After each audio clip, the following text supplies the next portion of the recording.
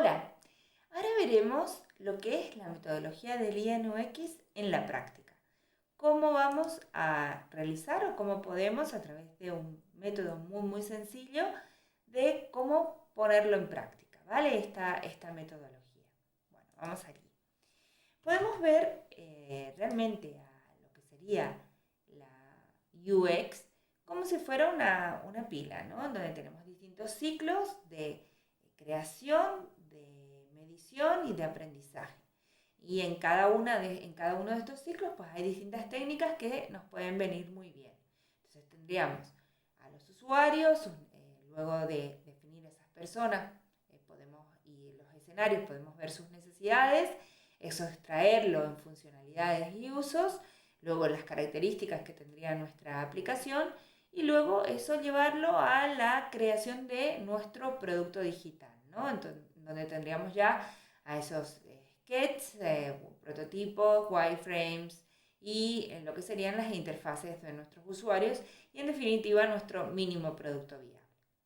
Bueno, entonces, si lo definimos en tareas, podríamos ver que primero tenemos que mirar a los usuarios, sus problemas y definir o plantear soluciones a esos problemas. Luego, extraer a las necesidades, a esos usuarios sus necesidades, luego sus usos, luego las características, luego ver cómo vamos a medir esa experiencia de usuario o lo que llamaríamos métricas. Y luego todo esto lo podemos unir en una narrativa que vendría a ser nuestro mínimo producto viable. Todo esto lo podríamos llevar a lo que sería el INUX. Entonces, bueno, como tarea cero, vamos a entender a los usuarios, ¿vale? Y vamos a generar una idea innovadora. Entonces, si nos basamos en la metodología de IDEO de Human Centered Design, pues podríamos ver que hay una intersección, ¿no?, entre tres lupas que le llaman, que sería la deseabilidad, la factibilidad y la viabilidad de nuestra idea, ¿vale? Para poder diseñar algo innovador, lo primero es tener una buena idea. Entonces, hay que tener en cuenta en el proceso tres cosas.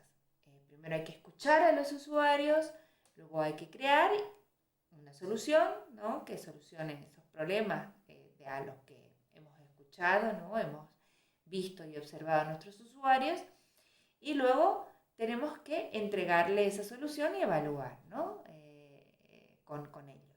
Entonces, pues esas son las tres fases que define IDEO dentro de su metodología, ¿no?, de Human Centered Design. Eso serían la primera tarea, escuchar a nuestros usuarios y generarle y proponerle soluciones.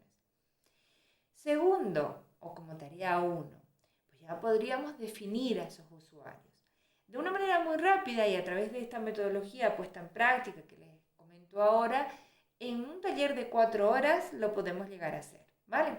Entonces, en la tarea 1 podríamos definir a esos usuarios y a esos escenarios y ver sus necesidades. Entonces, podríamos a través de sketching, podríamos hacer un retrato de la persona, ver lo que sería su parte demográfica, ¿no?, sus conductas, cómo se comportan, cuáles serían las conductas más importantes en relación a lo que yo quiero crear, y luego ver esos, digamos, hechos objetivos que también necesitamos definir, ¿no?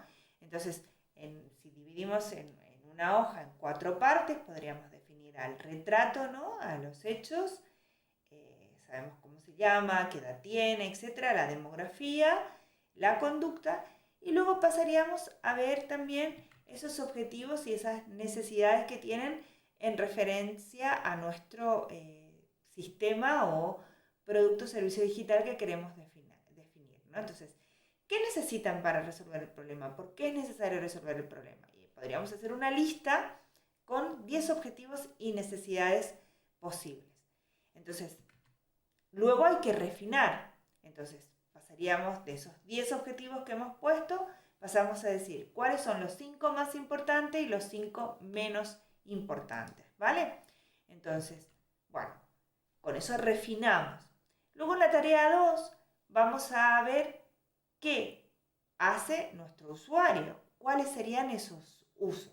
Entonces, con mi aplicación o con mi sistema, ¿qué puede hacer la persona que hemos tenido en cuenta? Pues puede hacer esto, puede hacer aquello, puede hacer lo siguiente, ¿vale? Entonces, ¿cuáles serían esos usos? Con que definamos 6 usos, pues estaría perfecto. Luego, una vez que definimos esos usos, pues sacamos las características o los elementos que tiene que tener nuestra aplicación, ¿vale? Entonces, ¿cuáles serían esos ítems o esos ítems de contenidos que debería tener nuestra aplicación para poder responder a estos usos y estos objetivos, ¿no? Entonces, de los resultados de la tarea 0, 1, 2 y 3, sacaríamos el ADN de nuestro problema, o sea, la idea. Luego, con la tarea 1 y 2, quién es nuestros usuarios y cuáles son sus objetivos y necesidades. Y luego, ¿qué puede hacer con nuestro producto? O sea, ¿cuál es el valor de esta aplicación que nosotros le damos, ¿no? O que tiene nuestro servicio, lo que estamos creando.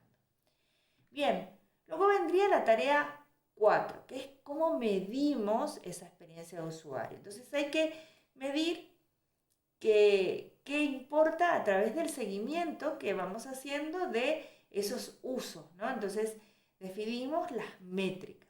Entonces, dentro de esas métricas podemos tener métricas buenas, o métricas, y métricas que son fantásticas, ¿no? Fabulosas, que serían las que realmente nos importan, no son las mejores métricas a las cuales debemos atender para ver si el usuario tiene una buena experiencia de usuario o no, ¿vale? Entonces, por ejemplo, una métrica que puede ser una métrica, que serían los registros de usuarios, pues no puede ser de mucha ayuda, puede ser una métrica, pero no sería una de ayuda para ver si realmente funciona o no funciona nuestro producto en el mercado, ¿no?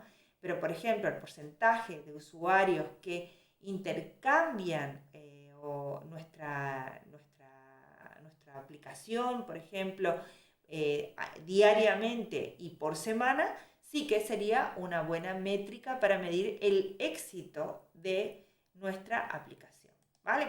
Entonces, bueno, hay frameworks que nos pueden ayudar, como por ejemplo el framework de Google, que es el HEART, ¿no? En donde a través de ese framework podemos pues ver los objetivos del usuario, las señales y definir y refinar esas métricas, ¿no? En distintas categorías.